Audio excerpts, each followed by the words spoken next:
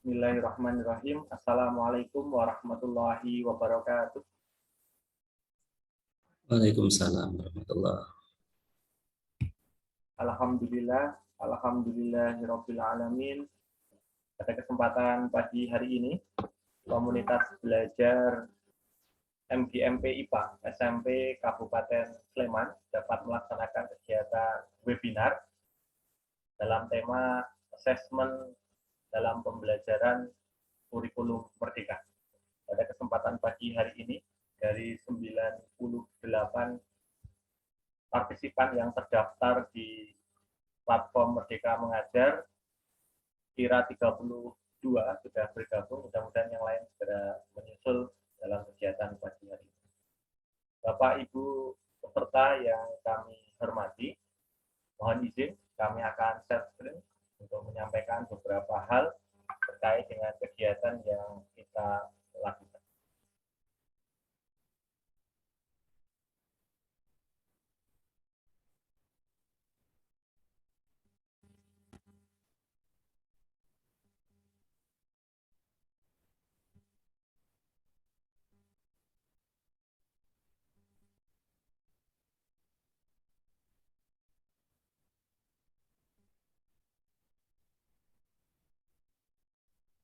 Apakah sudah muncul, Pak?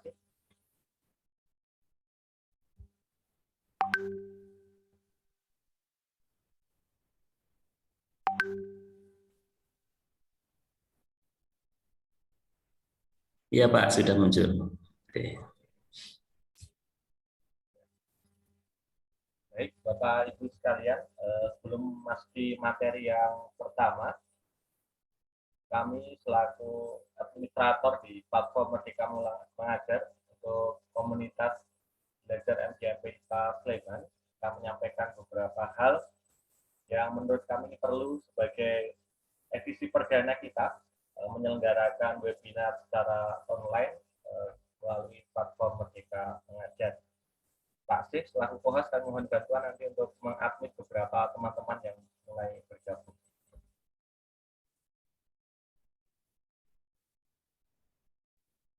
Selamat datang, kami sampaikan pada Bapak Ibu sekalian peserta yang merupakan anggota dari platform Merdeka Mengajar komunitas belajar MGMP IPA SMP Kabupaten Sleman. Ya, menurut data yang kami terima, anggota dari komunitas ini tidak semuanya dari Sleman, ada beberapa dari daerah lain, bahkan dari jenjang sekolah yang berbeda. Karena pada prinsipnya komunitas ini sangat terbuka. Melalui platform Merdeka Mengajar, kita bisa bergabung dengan komunitas belajar yang sesuai atau yang kita inginkan. Ada ribuan komunitas belajar yang bisa kita ikuti. Salah satunya adalah komunitas belajar MGMP IPA SMP Kabupaten. Semangat kita adalah semangat yang bergerak dan menggerakkan. Kami yakin Bapak Ibu yang hari ini bergabung adalah Bapak Ibu yang digerakkan, yang tergerak hatinya. Kemudian nanti kami berharap setelah ini kita bisa bergerak bersama-sama dalam rangkaian sinergi dan kolaborasi kegiatan.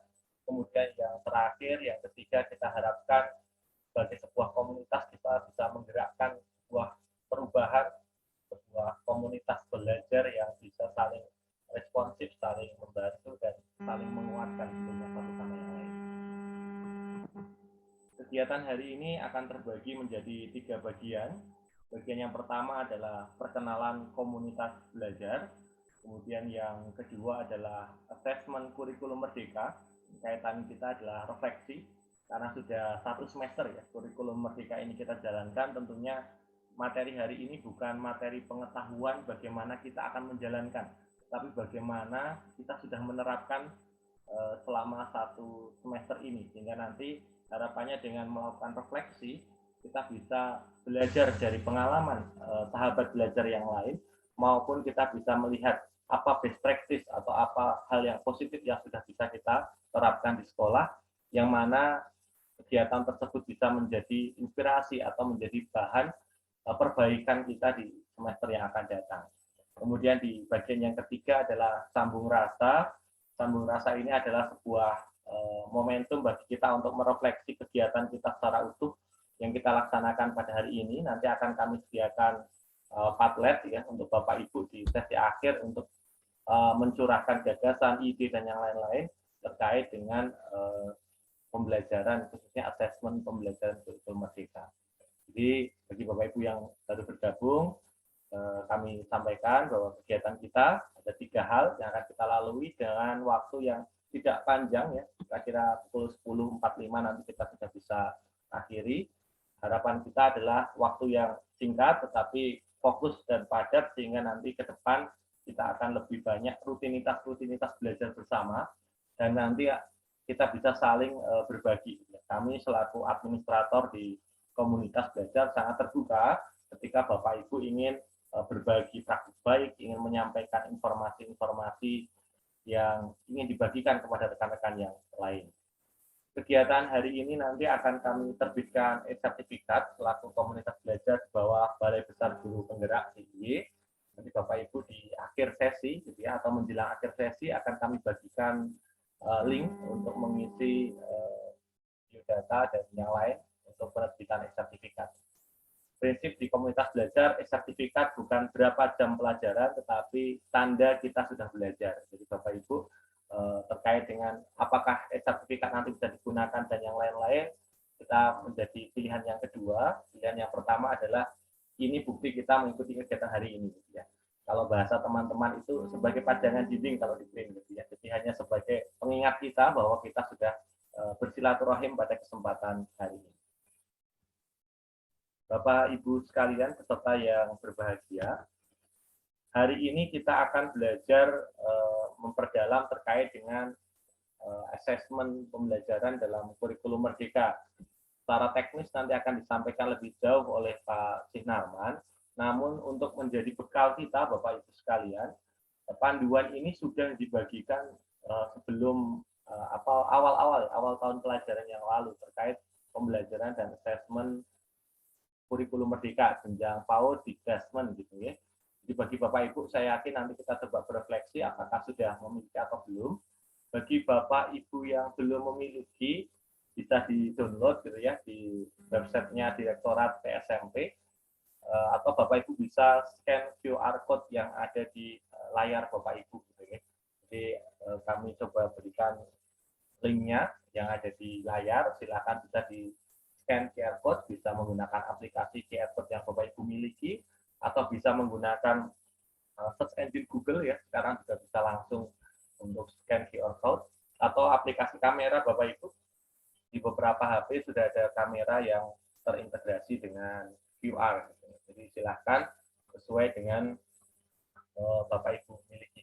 Bisa dilakukan ada scan-nya. Bagi yang belum, kami sangat yakin Bapak Ibu semuanya sudah memiliki, karena ini panduan kita ya dalam melangkah di pembelajaran semester ini yang nanti akan kita coba gali lagi bersama-sama dengan Pak Sinarman terkait isi atau konten di dalamnya.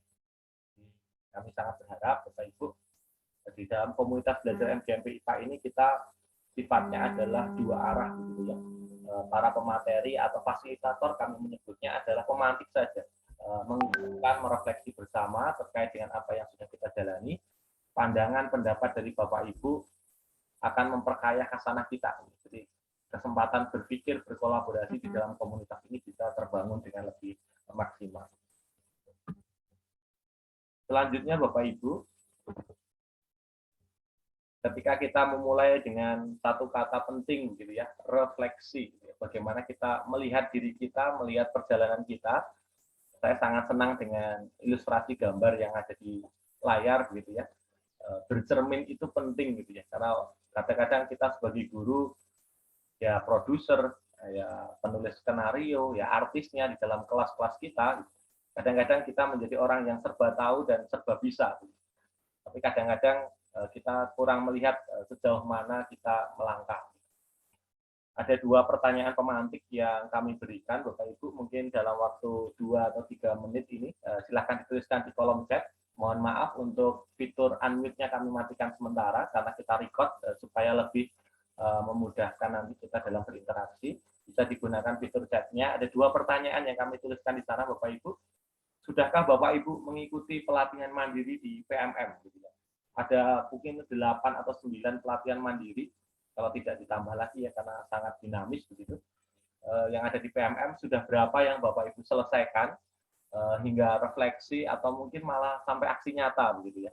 Mungkin Bapak Ibu bisa menuliskan di sana sudah berapa pelatihan yang Bapak Ibu ikuti, mulai dari pengenalan kurikulum merdeka, bagaimana asesmennya, bagaimana disiplin positif dan yang lain-lain, sangat banyak materi sana kita untuk memulai ya sesi pertama kita. Kemudian yang kedua, tadi di awal sudah kami tampilkan gambar buku panduan asesmen pembelajaran. Sudahkah Bapak Ibu mempelajari atau membacanya? Monggo silahkan Bapak Ibu kalau berkenan untuk menuliskan pengalamannya, apakah sudah mengikuti pelatihan apa saja di PMM, kemudian sudah sampai sejauh mana, silahkan supaya kegiatan ini tidak seperti siaran radio atau televisi gitu ya. Bapak Ibu mematikan video, hanya mendengarkan fasilitator atau narasumber yang berbagi. Kita coba membangun budaya baru bahwa budaya belajar itu take and give gitu ya. Memberi dan menerima. Mari silakan Bapak Ibu kita mulai sesi ini dengan menjawab pertanyaan yang kami tampilkan di layar share screen. Bapak Ibu, sudahkah Bapak Ibu mengikuti pelatihan mandiri di PMM dan sudahkah Bapak Ibu sebelumnya membaca dan mempelajari panduan pembelajaran dan asesmen? Silahkan Bapak Ibu. Monggo di kolom chat yang ingin berbagi. Kami beri waktu ya 2 menit. Silahkan Bapak Ibu untuk mencoba merefleksikan diri. Apakah sudah atau belum Bapak Ibu mengikuti pembelajaran kepelatihan mandiri di PMM? Mungkin sudah berapa aksi nyata yang dilakukan? Kemudian apakah sudah Bapak Ibu membaca dan mempelajari panduan asesmen? Monggo silakan. Ini sepertinya belum ada yang menulis di kolom chatnya.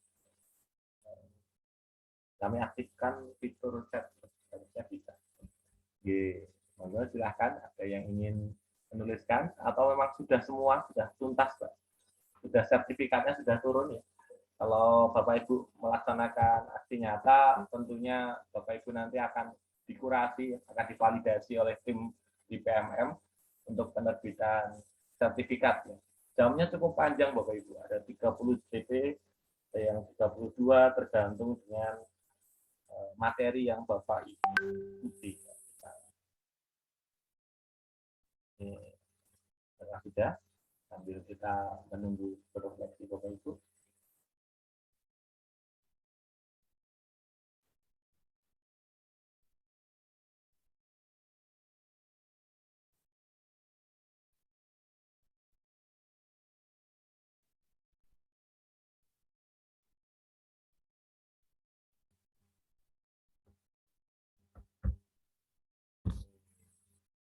Baik, ternyata tidak ada yang ingin menyampaikan ya.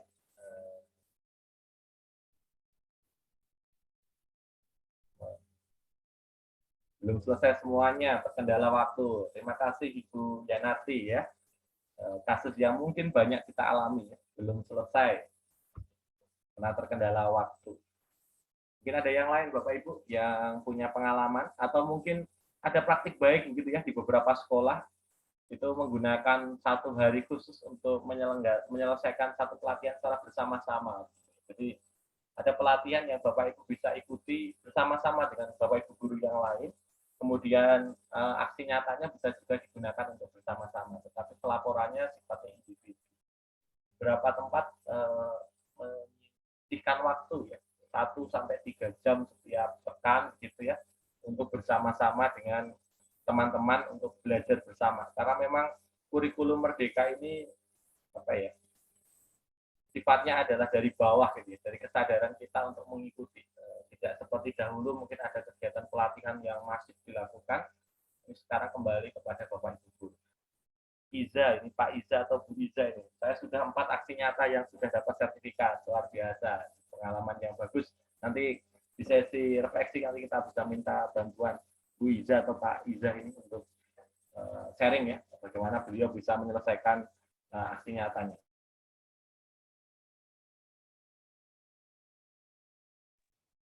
Terima kasih Bapak Ibu, mohon maaf tadi sempat terlempar. sedikit refleksi yang kita coba lihat, Bapak Ibu, ternyata PMM sudah Bapak Ibu ikuti beberapa, mungkin 1 atau 2 atau bahkan tadi ada 4 dan yang lain. Kami berharap nanti di sesi akhir bisa saling sharing di sesi refleksi. Pak Syekh Narman, monitor Pak Syekh.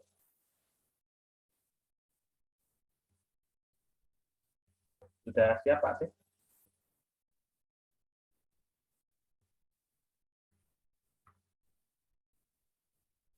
Ya, mohon maaf. Ya, terima kasih. Ini tadi mau pindah. Saya pikir yang apa namanya, yang terhambat ini internet di tempat saya agak putus-putus. Silakan. Ya. Tadi sekedar pembuka dari kami Bapak Ibu untuk materi selanjutnya yang lebih dalam terkait dengan asesmen kurikulum Merdeka akan disampaikan oleh Ketua Komunitas Belajar kita di MGMP SMP Kabupaten Sleman, Pak Syekh Narman, Magister Pendidikan dari SMP Negeri 4 Gamping, Sleman. Sepenuhnya waktu kami persilahkan Pak Syekh, monggo. Ya. Baik, terima kasih Bapak Ari. Bapak Ibu sekalian, Assalamualaikum warahmatullahi wabarakatuh. Waalaikumsalam warahmatullahi wabarakatuh. Selamat pagi Bapak Ibu sekalian, kita bersyukur pada Yang Maha Kuasa hari ini kita diperkenankan untuk bertemu di acara webinar pagi siang hari ini. Nah, mudah-mudahan nanti dalam waktu yang singkat kita bisa bersama-sama ya saling berbincang terkait dengan asesmen di kurikulum Merdeka. Bapak Ibu sekalian yang berbahagia, yang kami hormati, tentu bagi Bapak Ibu sekalian itu telah memiliki pengalaman terkait dengan bagaimana pembelajaran di kurikulum Merdeka, dari merancang, melaksanakannya, bahkan telah melakukan asesmen itu sendiri. Mari kita refleksi sedikit, artinya berbincang-bincang berdasarkan panduan pembelajaran dan juga asesmen di kurikulum Merdeka itu. Nah, izin share ya.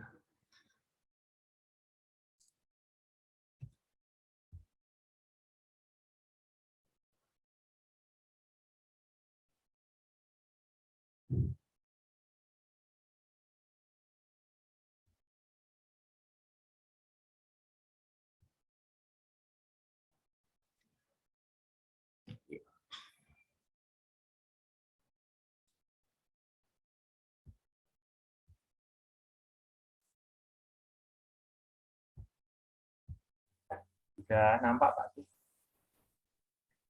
Iya, baik. Bapak Ibu sekalian, bahwa asesmen itu merupakan bagian utuh dari proses untuk melakukan pembelajaran itu sendiri. Sebagaimana kita pahami bahwa dalam pembelajaran itu ada perencanaan, pelaksanaan, juga asesmen. Nah, untuk kita berdasarkan panduan pembelajaran dan juga asesmen itu ada beberapa langkah. Yang pertama mestinya memahami garis besar kurikulum Merdeka, kemudian memahami pembelajaran dan asesmen, berikutnya memahami pengembangan kurikulum operasional satuan pendidikan dalam kurikulum Merdeka, dan memahami proyek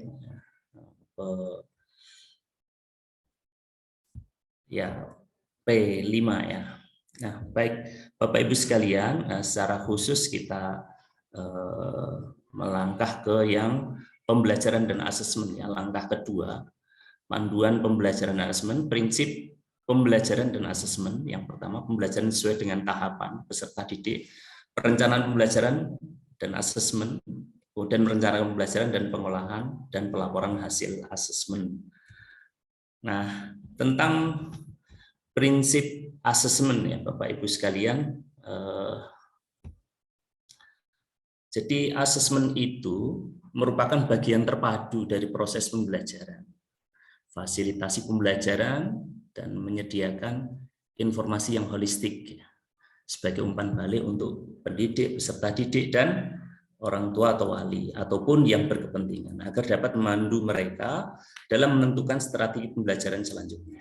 Kemudian berikutnya asesmen itu dirancang dan dilakukan sesuai dengan fungsi asesmen tersebut dengan keleluasaan untuk menentukan teknik dan waktu pelaksanaan asesmen agar efektif mencapai tujuan pembelajaran. Demikian pula asesmen itu dirancang secara adil, proporsional, valid, dan dapat dipercaya untuk menjelaskan kemajuan belajar, menentukan keputusan tentang langkah dan sebagai dasar untuk menyusun program pembelajaran yang sesuai selanjutnya. Kemudian sebagai laporan kemajuan belajar dan pencapaian peserta didik. Berikutnya hasil asesmen itu digunakan oleh peserta didik, pendidik, tenaga pendidikan, dan orang tua sebagai bahan refleksi untuk meningkatkan mutu pembelajaran. Itu prinsipnya. Nah, terus kemudian ada asesmen formatif, ada asesmen sumatif. Nah, kalau formatif itu asesmen yang bertujuan untuk memberikan informasi atau umpan balik bagi pendidik dan peserta didik untuk memperbaiki proses belajar. Kalau asesmen sumatif itu yang dilakukan untuk memastikan ketercapaian keseluruhan tujuan pembelajaran. Nah, asesmen ini dilakukan pada akhir proses pembelajaran atau dapat juga dilakukan sekaligus untuk 2 atau lebih tujuan pembelajaran sesuai dengan pertimbangan pendidik dan kebijakan satuan pendidikan. Berbeda dengan yang formatif, asesmen sumatif ini menjadi bagian dari perhitungan penilaian di akhir semester, akhir tahun ajaran, atau akhir jenjang. Kemudian kalau asesmen formatif itu di awal pembelajaran itu bisa dilakukan untuk mengetahui kesiapan peserta didik. Ini sering juga disebut sebagai asesmen diagnostik ya, untuk mempelajari materi, kesiapan untuk mempelajari materi ajar dan capaian tujuan pembelajaran yang direncanakan.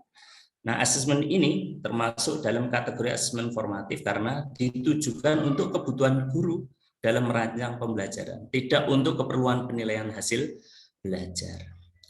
Nah, kemudian asesmen di dalam proses pembelajaran berikutnya ya, yang dilakukan selama proses pembelajaran untuk mengetahui perkembangan peserta didik dan sekaligus pemberian umpan balik yang cepat. Biasanya asesmen ini dilakukan sepanjang atau di tengah kegiatan langkah pembelajaran dan dapat juga dilakukan di akhir. Nah, langkah asesmen ini juga termasuk dalam kategori asesmen formatif ya.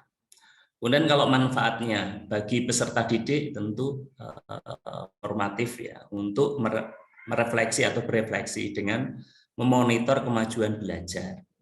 Juga sekaligus tantangan ya, serta langkah-langkah yang perlu ia lakukan untuk meningkatkan capaiannya.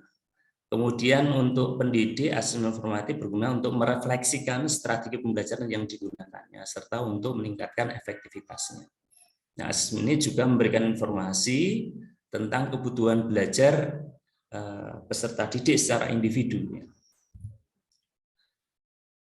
Kalau asesmen sumatif ini sebagai alat ukur untuk mengetahui capaian hasil belajar peserta didik. Baik itu mungkin 1 atau lebih tujuan pembelajaran. Kemudian mendapatkan nilai capaian hasil belajar untuk dibandingkan dengan kriteria capaiannya. Jadi berdasarkan kriteria. Kemudian menentukan kelanjutan proses belajar siswa di kelas atau jenjang berikutnya. Kemudian untuk instrumen penilaiannya bisa menggunakan rubrik, checklist, ya, catatan anekdot, grafik perkembangan kontinum. Ya. Kemudian kalau tekniknya bisa observasi kinerja proyek, tes tertulis, tes lesan, penugasan, kemudian juga portofolio. Nah, ini teknik asesmennya. Nah, semua itu bisa digunakan untuk mengumpulkan nilai. Ya. Kemudian pendekatan asesmen ada yang menggunakan deskripsi kriteria, menggunakan rubrik, menggunakan interval nilai. Kalau yang menggunakan deskripsi kriteria, nah ini bisa kita manfaatkan berbagai pendekatan ini ya. Ini bisa memadai, tidak memadai ya. Misalnya kriterianya apa ditentukan, baik itu berupa misalnya laporan karya kemudian atau apapun itu bisa kita buatkan menggunakan deskripsi kriteria. Kalau kriteria tidak memenuhi kriteria berarti tidak dicentang, kalau memenuhi dicentang gitu ya, atau dicentang pada bagian yang sesuai. Nah, peserta didik dianggap mencapai tujuan pembelajaran jika minimal misalnya 3 kriteria memadai. Jika ada 2 kriteria masuk kategori tidak tuntas, maka perlu dilakukan intervensi agar pencapaian peserta didik ini bisa diperbaiki. Kemudian pendekatan kedua menggunakan rubrik. Rubrik misalnya layak, cakap, mahir gitu ya. Terus kemudian rubriknya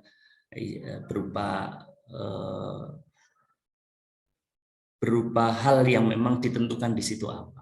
Misalnya kemampuan menulis teks atau itu sampai tingkat mana, apakah layak, cakap atau sudah mahir. Ya. Berikutnya,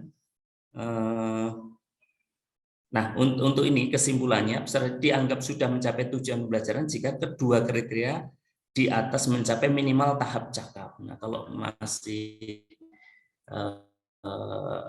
apa namanya di bawahnya berarti tidak belum mencapai itu ya. Berikut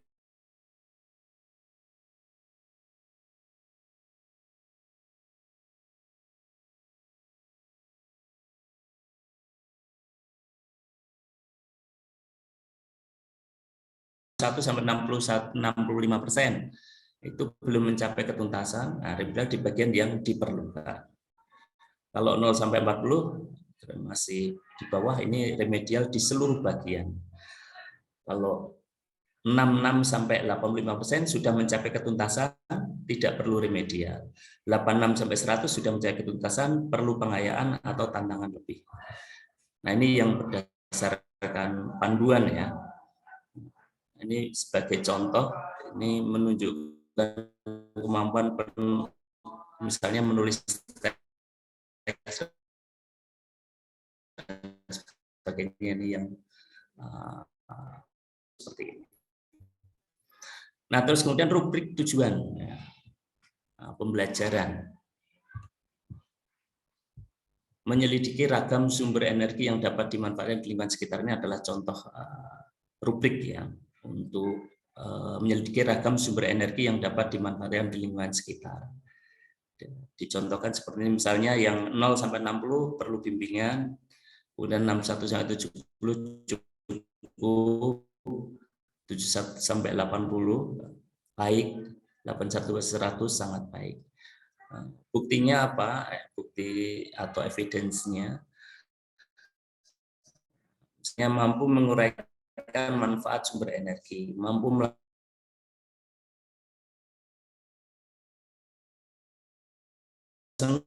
tujuan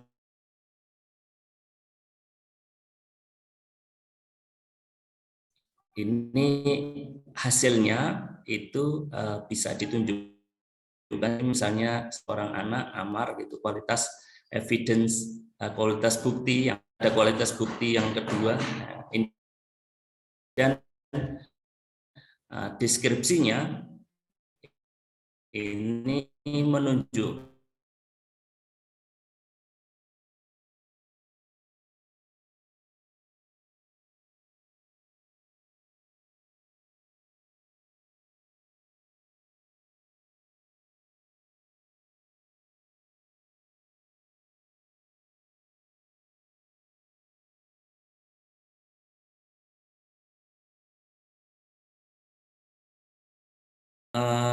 ketika misalnya seorang guru melakukan asesmen formatif, maka itu jangan menjadi penentu atau pembagi untuk nilai akhir.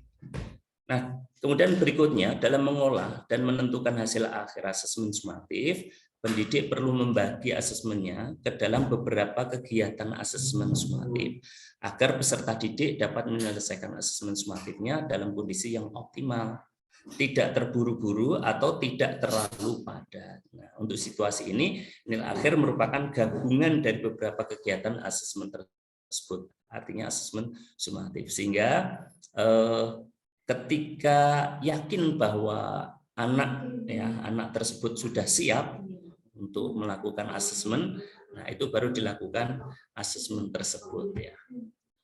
diberi kesempatan untuk mempersiapkan diri, mungkin juga diberi kesempatan untuk melakukan yang terbaik. Kemudian juga menjadi catatan bahwa asesmen sumatif itu disarankan tidak terlalu terlalu besar atau terlalu banyak materinya sehingga terlalu berat bagi siswa. Kemudian berikutnya ini contoh daftar nilai ya, daftar nilai untuk tujuan pembelajaran. Jadi nilai itu berdasarkan tujuan pembelajarannya. Tujuan pembelajaran 1, 2, 3, 4. Nah, ada berapa tujuan pembelajaran kalau ada? Misalnya IPA ada 4 ya, berarti ada pengambilan 4 nilai dari tujuan pembelajaran itu. Bahasa Indonesia ada 7, maka 7. Agama ada berapa? Nah, itulah yang dijadikan pilihan. Nah, terus kemudian untuk belum ketercapaiannya atau belum mencapai kriteria ketuntasan itu berdasarkan tujuan pembelajarannya.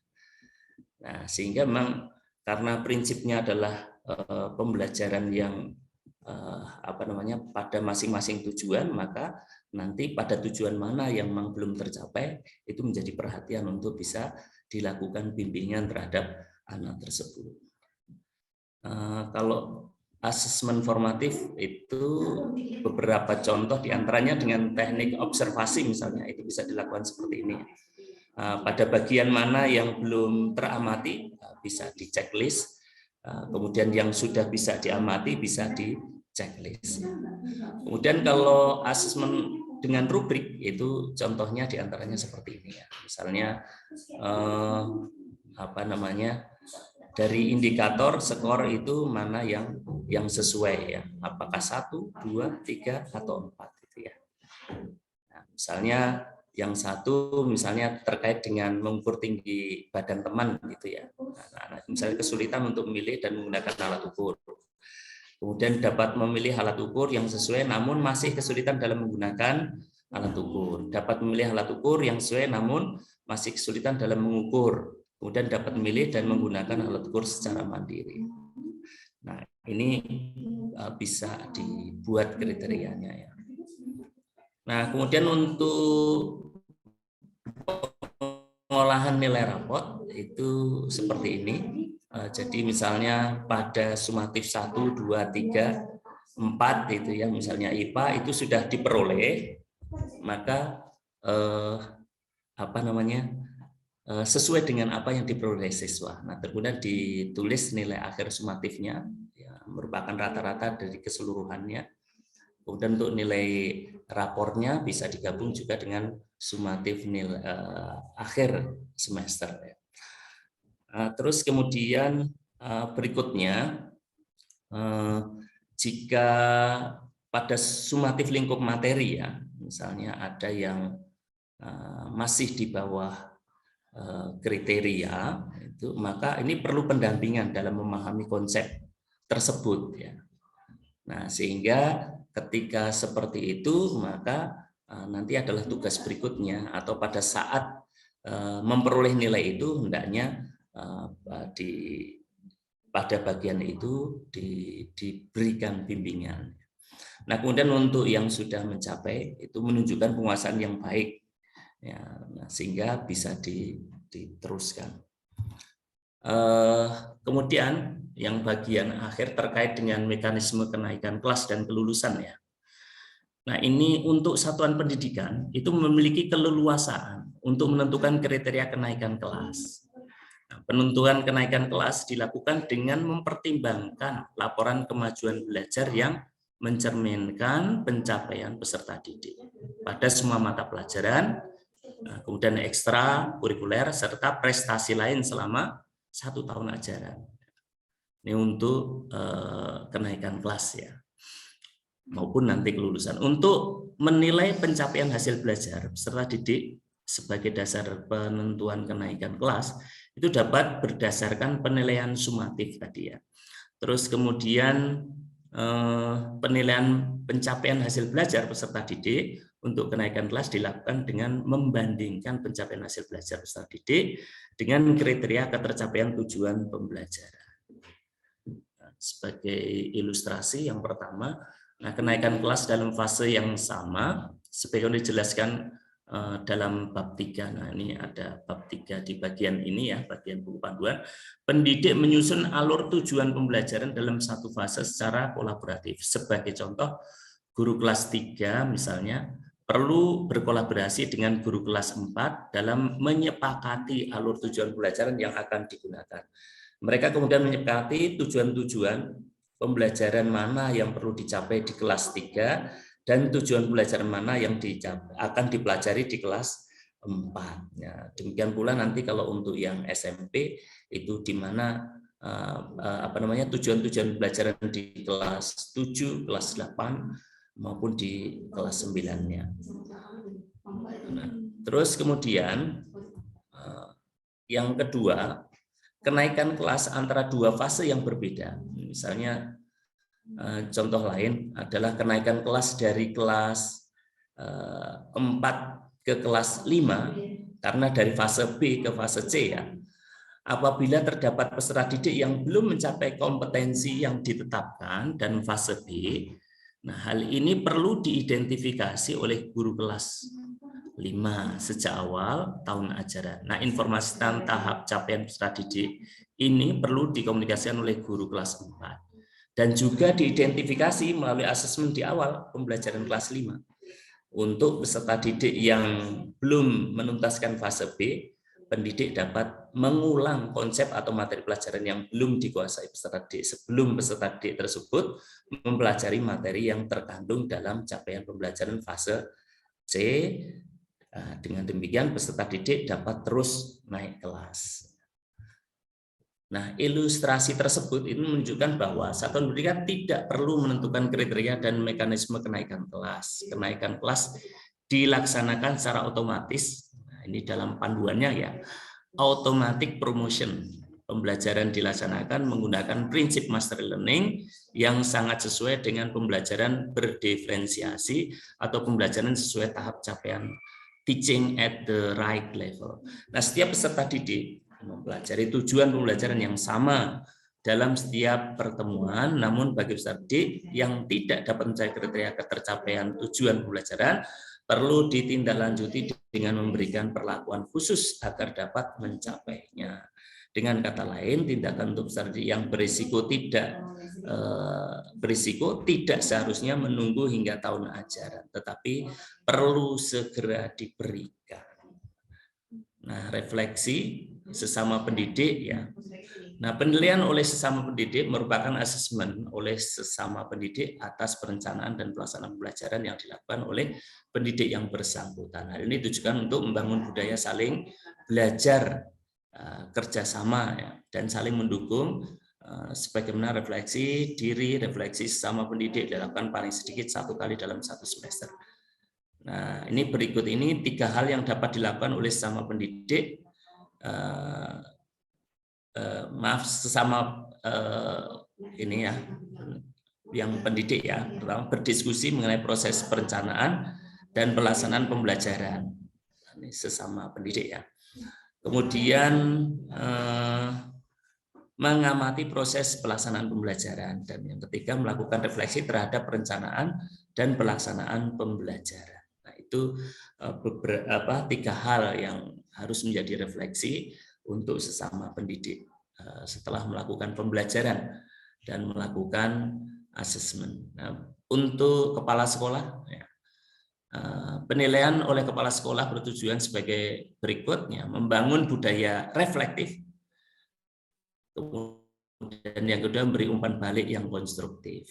Kalau yang membangun budaya reflektif itu merupakan kegiatan yang dilakukan untuk mendorong terjadinya refleksi. Jadi refleksi itu hendaknya selalu diupayakan untuk dilakukan untuk melakukan perbaikan-perbaikan. Kemudian berikutnya merupakan kegiatan yang dilakukan oleh untuk umpan balik ya. Merupakan kegiatan yang dilakukan oleh kepala sekolah, kepala satuan pendidikan untuk memberi masukan, saran, dan keteladanan kepada pendidik untuk meningkatkan kualitas pembelajaran. Ya. Nah, untuk kepala sekolah tadi ya, kemudian kepala sekolah dapat memfasilitasi pendidik dalam proses refleksi, sehingga diperoleh nanti masukan dan juga hal-hal yang perlu ditingkatkan atau hal-hal yang perlu dikembangkan. Kemudian untuk pengawas, pada saat pengawas melakukan kunjungan diharapkan dapat mendampingi pendidik dalam melakukan refleksi. Nah, refleksi ini bisa dalam bentuk refleksi dialogis yang bersifat non judgmental ya, bukan untuk menjudge ya, untuk menghakimi, tapi dalam rangka untuk melakukan perbaikan. Kemudian untuk peserta didik, penilaian oleh peserta didik bertujuan sebagai berikut ya. Pertama, membangun kemandirian dan tanggung jawab dalam proses pembelajaran dan kehidupan sehari-hari. Membangun budaya transparansi, objektif, saling menghargai, dan mengapresiasi keragaman pendapat dalam menilai proses pembelajaran. Jadi yang sangat penting adalah ketika seorang peserta didik ya, siswa itu memperoleh hasil pembelajaran, itu bisa melihat perkembangannya ya, perkembangannya. Artinya bahwa prosesnya itu yang terpenting adalah bagaimana proses melakukan perbaikan itu sendiri. Kemudian yang ketiga, membangun suasana pembelajaran yang partisipatif ya, dan untuk memberi umpan balik kepada pendidik dan peserta didik. Jadi apa yang dihasilkan oleh peserta didik sebenarnya pada hakikatnya adalah kembali kepada pendidik itu sendiri. Artinya mengapa peserta didik memperoleh misalnya 60% atau 40%. Nah, bisa jadi ada hal yang perlu dikuatkan dari pendidiknya ya. Kemudian melatih peserta didik untuk mampu berpikir kritis. Ini untuk peserta didik. Oke, baik Bapak Ibu sekalian, ini beberapa catatan terkait asesmen yang dilakukan. Nah, baik Bapak Ibu, untuk selanjutnya pada bagian kedua kita akan mencermati tentang ERAPOD ya, tentang ya.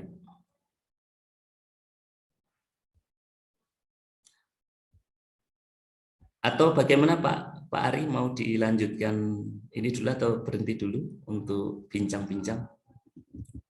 Baik, terima kasih Pak Sinarman yang sudah mencoba untuk menggali lebih dalam gitu ya, apa isi dari panduan asesmen dan pembelajaran di kurikulum Merdeka.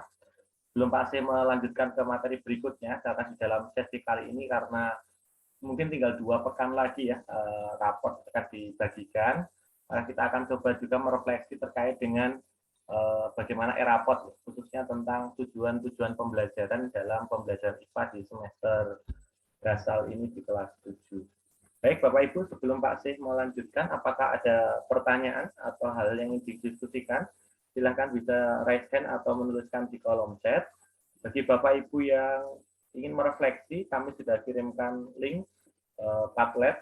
Bapak Ibu mungkin bisa mencoba untuk kita menerapkan metode 4F begitu ya, bagaimana kita dalam merefleksikan hal-hal yang kita alami, dimulai dari fakta atau peristiwa apa yang kita hadapi, kemudian feeling, perasaan kita menghadapi kondisi itu bagaimana, kemudian findings atau pembelajaran apa yang kita peroleh, kemudian futures ya, next step gitu ya, perubahan atau rencana tindak lanjut apa yang akan kita coba lakukan. Nanti mungkin Bapak Ibu bisa kita mulai refleksi dengan mencoba menggunakan metode 4F tadi ketika kita ingin menggali lebih dalam.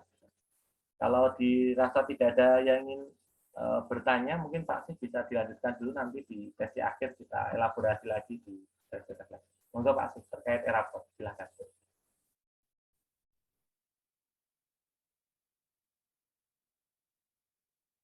Baik, baik, terima kasih Pak. Mohon izin untuk kembali share screen ya.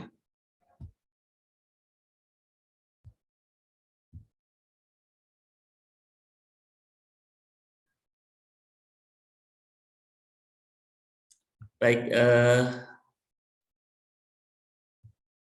baik Bapak Ibu sekalian, ini terkait dengan e-raport yang ini juga bisa kita ambil, kita unduh dari aplikasi e-raport itu ya. Nah, saya kira tidak tidak jadi ini tidak masalah, artinya kita sudah sering menggunakan aplikasi e-raport, cuma ini kemudian tampilannya baru dan ada beberapa hal yang memang menjadi bagian pokok penting ya dari penulisan e-raport tadi. Tapi yang jelas bahwa prinsip kita mengenalkan atau menyampaikan tujuan pembelajaran itu adalah hal yang sangat penting ya untuk atau menuliskan dan juga mengukur melalui asesmen tujuan pembelajaran itu ya, karena memang yang menjadi pokok pada kurikulum ini adalah bagaimana kita bisa mengukur ketercapaian pada masing-masing tujuan pembelajaran. Nah, Bapak Ibu sekalian, alur kerjanya seperti ini ya, login, input tujuan pembelajaran, kemudian bisa download format nilai, kemudian input nilai pada Excel, kemudian import nilai raport, tapi bisa input nilai raport dan buat deskripsi secara langsung. Setelah itu cek status penilaian, cek capaian nilai raport, nah, berikutnya bisa input nilai ekskul, kemudian berikutnya bisa import nilai P5 ya, dan berikutnya input data raport. Ini khusus untuk wali. Nah, Bapak Ibu, selanjutnya untuk login ini sudah tidak masalah. Kemudian setelah selesai login,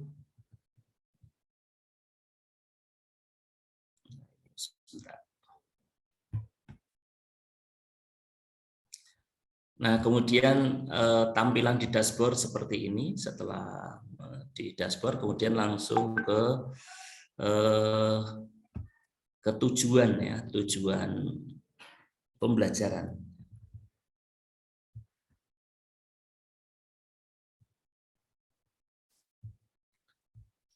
Nah, untuk langkah pertama yang dilakukan oleh guru adalah input tujuan pembelajaran. Tujuan ini akan menjadi dasar dalam menyusun deskripsi. Untuk proses input cukup dilakukan oleh satu orang guru yang mengajar pada tingkat yang sama. Jadi bisa dilakukan oleh satu guru saja sehingga pada tingkat sama itu sama di dalam satu sekolah. Sehingga penting bagi Bapak Ibu sekalian untuk berbincang-bincang dengan guru yang sama dalam satu tingkat pembelajaran, karena memang tujuannya diharapkan. Untuk membuka input tujuan pembelajaran, klik menu input tujuan pembelajaran, maka akan tampil seperti contoh, seperti gambar di samping ya. Kemudian pilih mapelnya, kemudian daftar tujuan pembelajaran diinput pada mapel tersebut. Jika ingin mengubah tujuan pembelajaran yang telah diinput, silahkan ubah pada kolom yang telah disediakan. Kemudian setelah itu input tujuan pembelajarannya. Ini input tujuan. Untuk menambahkan tujuan pembelajaran, klik tambah tujuan pembelajaran, kemudian pilih mata pelajaran dan jumlah tujuan yang akan ditambahkan. Setelah ditambahkan halaman input, silakan lengkapi datanya sesuai kolom yang disediakan. Tujuan pembelajaran dibuat dengan huruf kecil, diawali dengan kompetensi yang dituntut maksimal 100 karakter. Jadi disusun kalimatnya mewakili kalau tujuannya di dalam modul ajar misalnya panjang, yaitu disederhanakan sehingga bisa mewakili tujuan yang ditulis panjang itu.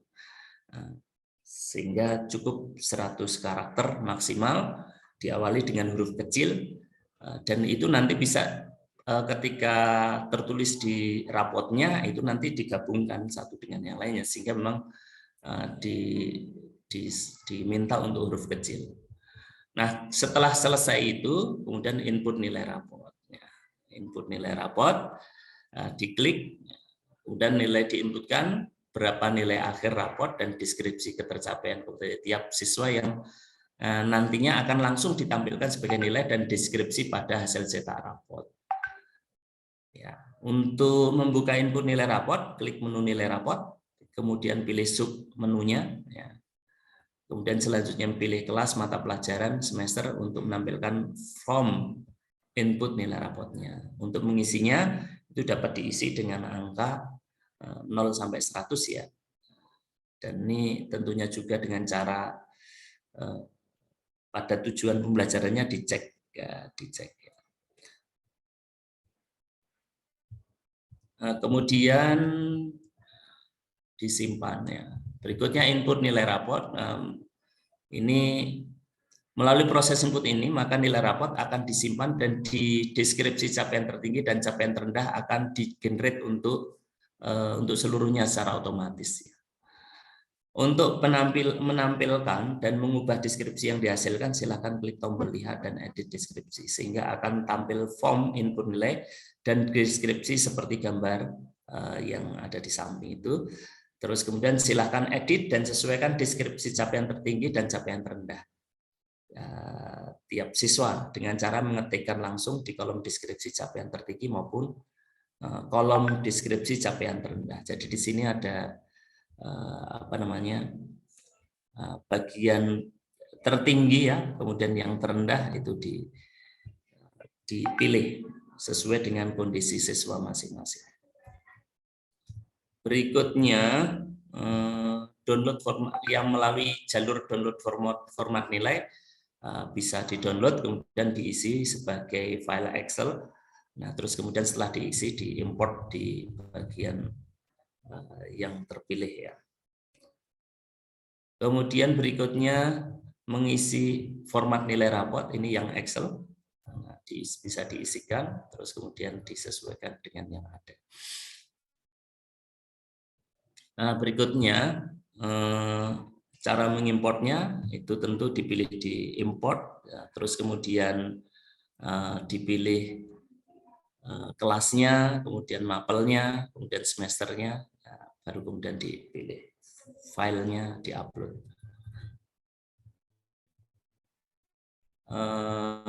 Berikutnya cek status penilaian. Status penilaian bisa dicek, dilihat. Untuk membuka status penilaian di tiap kelas yang diampu, klik menu cek penilaian, pilih submenu status penilaian sehingga tampil halaman status penilaian seperti gambar. Data yang ditampilkan pada halaman status nilai adalah jumlah data nilai yang telah diinput pada kelas tersebut untuk setiap aspek. Ya.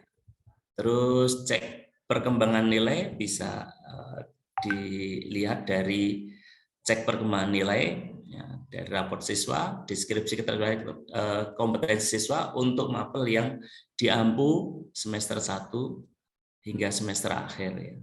Untuk membuka perkembangan nilai raport siswa itu bisa klik menu cek penilaian, pilih submenu dan seterusnya sehingga tampil ya. Nah, setelah itu jenis data perkembangan nilai raport dipergunakan untuk menampilkan daftar nilai raport siswa di kelas dari semester 1 sampai semester 6. Kalau baru semester 1 tentu yang muncul ya hanya semester 1. Kalau kelas 8 yang nanti misalnya sudah mulai 1 tahun yang lalu itu mestinya ada 3 semester ya. Tapi sebagian masih baru mulai untuk semester ini berarti baru semester 1. Kemudian berikutnya input nilai ekstrakurikuler. Ekstrakurikuler ini bisa diinputkan oleh guru ekstrakurikuler ataupun melalui ini ya, melalui input ekstrakurikuler. Nah, bagi guru yang ditugaskan sebagai pembina ekskul, maka pada guru tersebut akan tampil menu input nilai ekstrakurikuler. Nah, untuk menginput nilai ekskul, klik menu input nilai ekskul sehingga tampil halaman input nilai seperti gambar. Nah, terus kemudian diinputkan nilainya. Ya.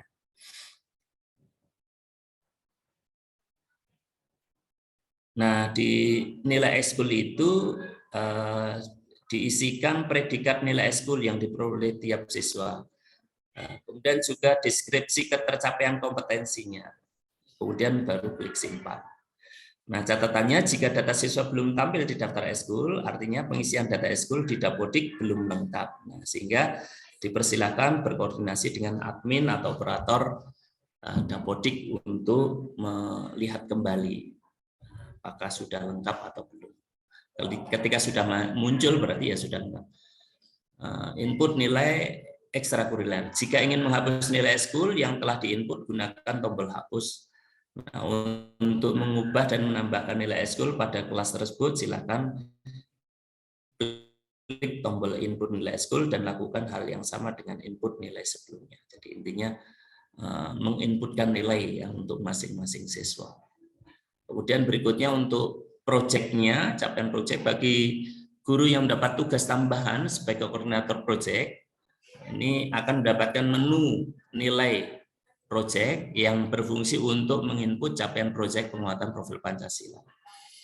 Profil pelajar Pancasila masing-masing siswa. Untuk membuka input capaian proyek, klik menu nilai P5, pilih submenu input capaian proyek ya, sehingga tampil halaman seperti ini.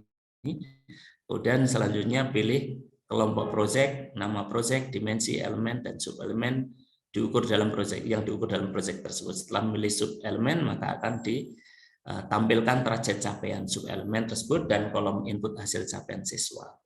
Juga dalam bentuk predikat ya, mulai berkembang, sedang berkembang ya, berkembang sesuai harapan ya, sangat berkembang dengan menggunakan checklist. Nah, kemudian di checklist pada bagian yang sesuai. Untuk bagian ini catatannya lakukan proses yang sama untuk menginput capaian dimensi elemen, subelemen yang lainnya.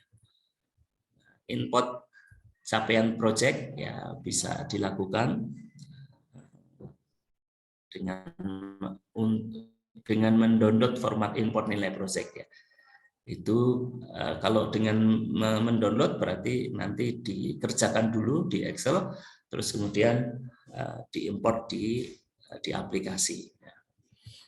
Kemudian ini langkah importnya menggunakan link yang sesuai ya. Sebagaimana kita mengimport untuk nilai. Kemudian input catatan project ya. Jadi bisa mengecek ya sekali catatan projectnya. Nah, kemudian bisa melakukan input catatan project. Di bagian akhir raport proyek siswa, terdapat catatan proyek yang memuat deskripsi satu paragraf singkat mengenai pencapaian peserta D yang menggambarkan proses yang paling berkembang dan proses yang masih perlu mendapat perhatian. Nah, untuk membuat catatan proyek tersebut, nah bisa klik menu P5, kemudian submenu catatan proyek profil, sehingga tampil halaman itu, kemudian pilih kelompok dan proyeknya, maka sistem akan membuatkan catatan. Jika guru ingin mengubah sesuai catatan masing-masing, silakan edit langsung. Jadi ini setelah tampil bisa melakukan edit langsung catatan proyek siswa. Untuk mengembalikan catatan siswa ke catatan yang dibuat sistem secara otomatis, bisa klik reset catatan, selanjutnya klik simpan data untuk menyimpan. Tetapi kalau mengedit sesuai dengan apa yang dikehendaki, nah setelah itu tidak direset tapi langsung disimpan. Kemudian download capaian project. Ini untuk download capaian project ya. Kemudian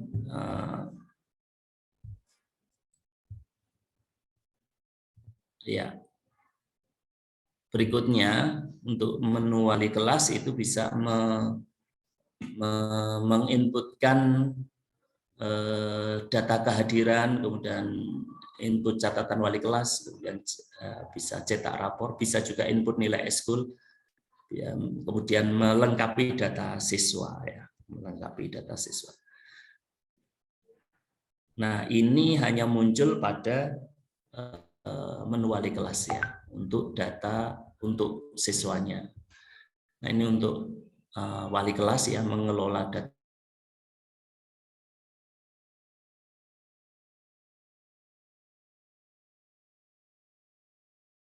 siswa, ini saya kira sudah tidak masalah. Jadi ya, itu adalah bagaimana bisa menentukan ya tujuan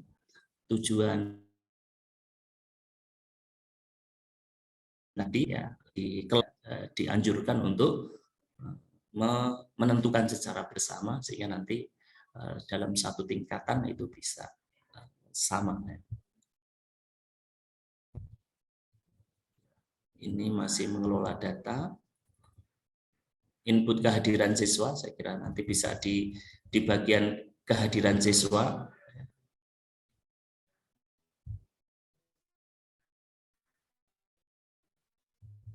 Input nilai ekstrakurikuler itu di bagian ekstrakurikuler sesuai dengan apa yang disampaikan ya. Walaupun bisa diisi oleh Bapak Ibu yang bertugas di ekstrakurikuler. Ya. Catatan wali kelas ya, ini bisa diinputkan untuk masing-masing siswa secara pribadi bisa disampaikan. Ketika catatannya ada sebagian yang sama itu disampaikan atau dikopikan di bagian yang sama. Tapi ini bisa secara personal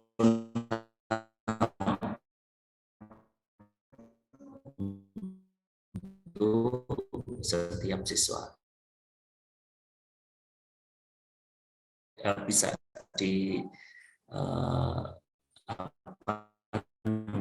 diklik menu cek penilaian, pilih menu status penilaian sehingga tampil halaman itu. Nah, kemudian data yang ditampilkan dalam status nilai adalah untuk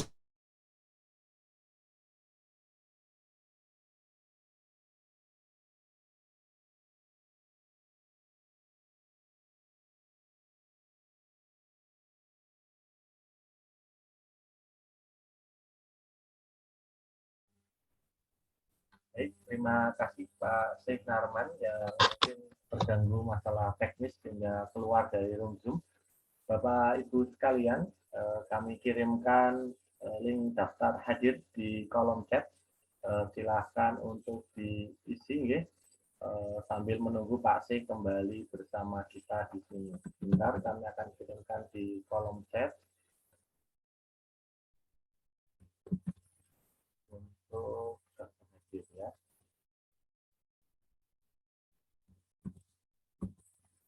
Daftar hadir sudah kami kirimkan di kolom chat Bapak Ibu. Sambil menunggu Pak Syekh Narman bergabung kembali.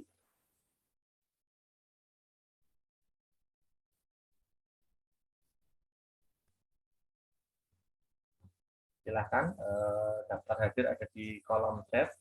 Kemudian ada pertanyaan ya dari Bismillahirrahmanirrahim. Kami coba bacakan pertanyaannya. Nanti Pak Syekh mudah-mudahan bisa sudah bergabung. Pak Syekh, untuk penyampaian rapot kami cukupkan ya, karena terkait dengan teknis, insya Allah teman-teman Bapak Ibu Guru sudah berkomunikasi dengan operator masing-masing. Kita lanjutkan ke sesi tanya jawab. Pak Syekh, ada pertanyaan di kolom chat yang sudah kami tuliskan di layar. Ada pertanyaan di sini, kami bacakan. Bismillahirrahmanirrahim. Mohon maaf Pak Ari, perkenalkan saya Pebdi Elma. Saya terlambat masuk ruang Zoom tadi Pak. Namun saya mau bertanya. 1. Pada kurikulum 13, tingkat kehadiran menjadi penentu kenaikan kelas. Hadir saja tidak, apalagi mengikuti proses pembelajaran. Namun bisa dilengkapi dengan tugas-tugas. Bagaimana dengan kurikulum Merdeka, Pak? Apakah sama atau berbeda? Mohon penjelasannya. Monggo Pak Syekh. Terkait dengan kriteria kenaikan kelas gitu ya dalam kurikulum Merdeka seperti apa? Mungkin Pak Syekh bisa membantu untuk berbagi bagaimana kriteria kenaikan kelas gitu ya. Silakan Pak Syekh. Ya, baik. Bapak Ibu sekalian, terkait dengan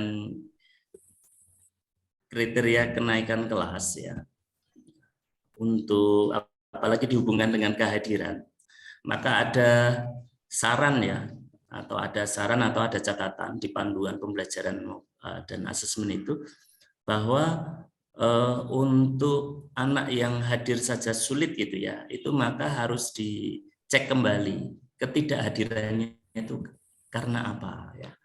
Ketika misalnya ketidakhadirannya itu karena sakit, ya tentu apa namanya perlu dibantu ya, karena sakit mungkin hanya karena tidak bisa menyampaikan atau belum menyampaikan kepada sekolah. Terus kemudian ketika ketidakhadirannya bisa saja karena membantu orang tua bekerja, gitu ya.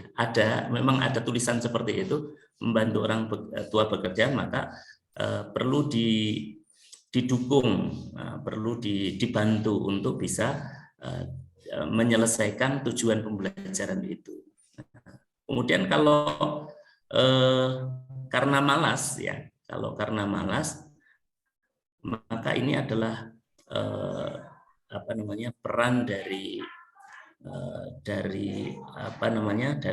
bimbingan konseling dan juga bagi pihak-pihak terkait untuk membantu anak tersebut bisa meningkatkan kemauannya, minatnya, dan sebagainya terkait dengan itu. Ini artinya apa? Artinya bahwa sekolah itu diharapkan betul-betul berusaha sesungguh-sungguhnya membantu peserta didik itu untuk melalui proses pembelajaran yang dilakukan. Nah, kecuali ketika memang betul-betul tidak bisa ya, dan harus harus tinggal kelas dengan berbagai alasan. Nah, ini misalnya tinggal kelas dalam artian tinggal kelas misalnya di kelas 9 akhirnya tidak lulus gitu ya, karena belum mencapai itu ya bagaimana lagi. Tapi kalau kelas siswa kelas 7, 8, 9 itu kan fasenya sama. Nah, ketika misalnya belum tercapai di kelas 7, 8, 9 belum tercapai di kelas 7, nah ini mestinya menjadi tugas kelas 8 untuk menyelesaikan, entah itu dititipkan di guru kelas 8 atau kelas 7 itu membantu menyelesaikan ketika sudah naik kelas 8 agar tujuan pembelajaran di kelas 7 bisa tuntas. Bisa dibantu guru-guru kelas 7 yang sebelumnya melakukan proses itu, tapi bisa juga di kelas 8. Itu sementara Pak Ari. Ya, terima kasih Pak Syekh penjelasannya. Mungkin kami bisa sedikit menambahkan tadi menggarisbawahi yang disampaikan oleh Pak Syekh. Untuk SMP itu fase D ya, kelas 7, 8, 9, sehingga kenaikan kelas otomatis tadi, automatic promotion tadi dapat dilakukan ya, antara kelas 7, 8, dan 9. Dengan catatan di kelas berikutnya, guru kelas berikutnya menuntaskan yang belum tuntas, atau guru kelas sebelumnya membantu di kelas di atasnya. Kalau tidak keliru seperti itu. Kemudian yang penting adalah di kelas 9-nya Bapak Ibu. Di kelas 9 untuk kenaikan kelulusan itu ya, untuk kelulusan itu biasanya yang akan menjadi hal yang penting. Oleh karena itu, sekolah memiliki wewenang di sana dalam hal kurikulum operasional satuan pendidikan. Nah, di KLSP itu bisa diterjemahkan kriteria-kriteria yang bisa dilakukan oleh sekolah untuk kelas 9-nya. Mungkin itu sedikit tambahan, atau mungkin kalau keliru nanti bisa kita koreksi bersama. Yang jelas, sekolah memiliki tanggung jawab bagaimana anak itu menyelesaikan atau menuntaskan tujuan pembelajarannya dengan kemampuan anak-anak masing-masing ya, diferensiasi tadi. Jadi bagaimana pembelajaran berdiferensiasi itu muncul di dalam kurikulum Merdeka ketika kasus-kasus semacam ini.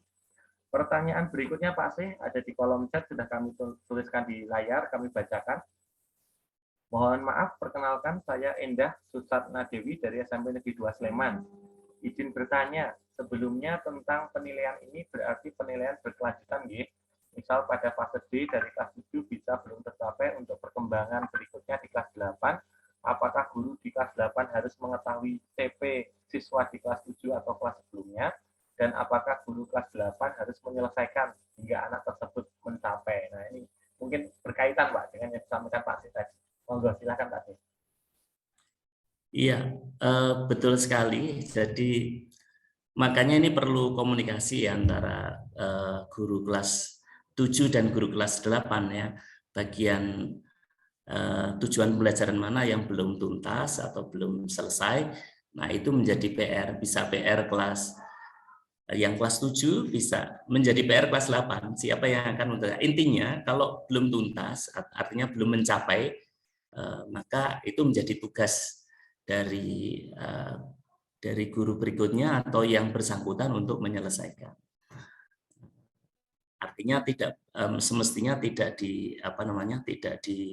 dibiarkan tidak tuntas itu. Nah, itu yang diharapkan. Bahkan dalam anjurannya itu begitu mengetahui itu belum tuntas, segera dilakukan tindak lanjut agar anak itu bisa pada akhirnya bisa menjadi tuntas.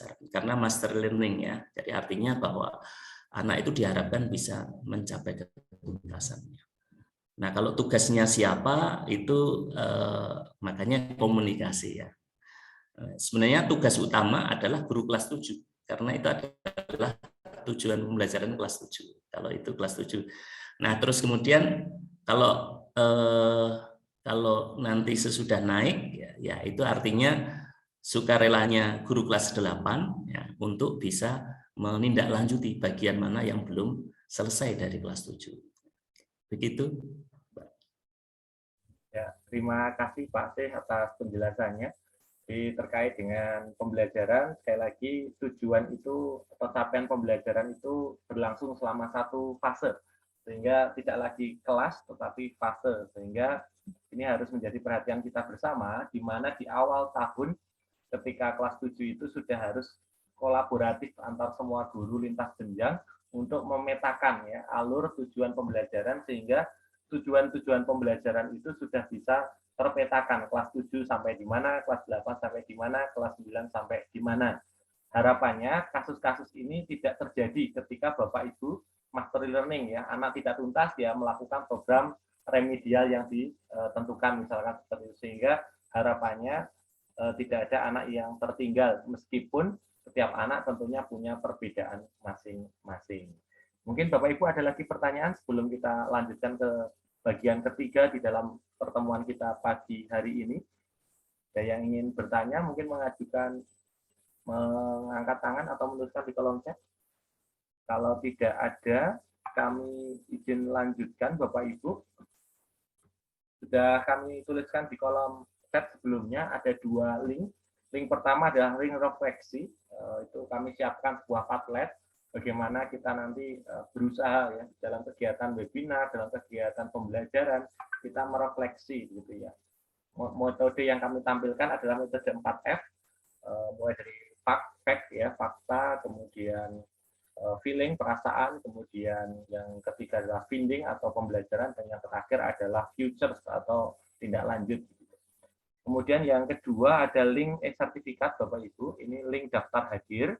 Silahkan Bapak Ibu bisa scan yang ada di layar kami atau klik link yang ada di kolom chat gitu ya, sehingga nanti mungkin 1 atau 2 jam setelah kegiatan ini selesai, sertifikat akan terkirim ke email Bapak Ibu masing-masing. Itu dari kami, silahkan Bapak Ibu, monggo. Oh ini Bu Febri Elma ingin bertanya sebentar. Bu Febri, kami berikan akses untuk berkomunikasi secara langsung. Bu Febri, silakan Bu Febri. Ya, maaf kami tadi share screen sehingga tidak nampak. Silakan Bu Febri atau Pak Febri, silakan. Iya betul Ibu, Pak. Ya terima kasih Pak Ari. Assalamualaikum warahmatullahi wabarakatuh. Waalaikumsalam warahmatullahi wabarakatuh. Terima kasih Pak Ari sudah memberi kesempatan untuk saya bertanya. Terima kasih juga Pak Sihnarman. Tadi sudah membantu juga menjawab ya Pak tentang kenaikan kelas. Nah di sini Pak, saya mau bertanya lagi tentang e-rapor. Nah kemarin kebetulan saya ini kan apa Pak administrator e-rapor begitu Pak. Jadi karena ini baru ya Pak, jadi masih belum memahami juga. Kemarin ada kendala Pak, guru-guru kami dalam menginput tujuan pembelajaran. Nah, diisi oleh guru-guru kami tujuan pembelajarannya, kemudian dia mau mengedit begitu Pak. Nah, ketika diedit, dia kliknya tambah tujuan pembelajaran, ternyata akhirnya tujuan pembelajaran yang lama tidak terhapus, malah muncul pembelajaran yang baru begitu, Pak. Jadi mohon juga Pak penjelasannya, kira-kira tujuan pembelajaran ini bisa enggak Pak diedit atau dirubah begitu, Pak? Itu yang pertama. Yang kedua, Pak, kebetulan sekolah kami tingkat SMA itu ada mata pelajaran yang digabung, ada IPA dan ada IPS. Nah, untuk mapping rapornya itu kami gabungkan sesuai dengan struktur kurikulum. Nah, ketika guru menginput nilai, apakah mapel IPA itu fisika tetap menginput, biologi tetap menginput, kemudian kimia tetap menginput, atau satu saja dikolaborasikan, Pak? Nah, itu, pertanyaan yang kedua, Pak. Kemudian, pertanyaan yang ketiga, mohon maaf ya, Pak, terlalu banyak pertanyaan. Pertanyaan yang ketiga itu mengenai project. Nah, project ini kan rapornya 1 kali 1 tahun ya, Pak. Apakah, untuk semester ini, guru, menginput nilai project atau nanti saja, Pak, di semester 2? Nah, kemudian, bagaimana kelompok project itu maksudnya apa, Pak? Mohon Pak Sih, mohon penjelasannya Pak Ari, terima kasih. Assalamualaikum warahmatullahi wabarakatuh. Waalaikumsalam warahmatullahi wabarakatuh. Ada satu lagi Pak Nur Toto Raharjo, silahkan Pak Toto kalian.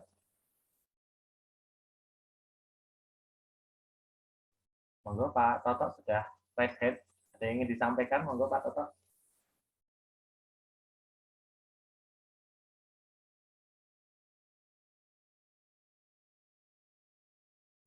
Baik, mungkin terpencet. Silahkan Pak Sis, bisa ditanggapi. Bu Febri tadi, Pak Sis, monggo. Baik Bu, terima kasih. Untuk tujuan pembelajaran, karena ini memang satu yang baru, benar Bu, untuk kita yang baru dirilis juga. Nah, untuk tujuan pembelajaran yang sudah ditulis, kemudian ternyata tidak ada menu menghapus atau belum ketemu menu menghapusnya, nah maka ketika menginput itu, nah, diantaranya pada bagian tujuan itu, ketika ini diantara solusi ya Bu ya, pada bagian tujuan yang itu tidak dicentang nilainya, itu nanti akan tidak akan muncul nilai itu, tetap selagi belum ketemu untuk menghapus tujuan yang lama, karena itu misalnya tidak digunakan yang lama.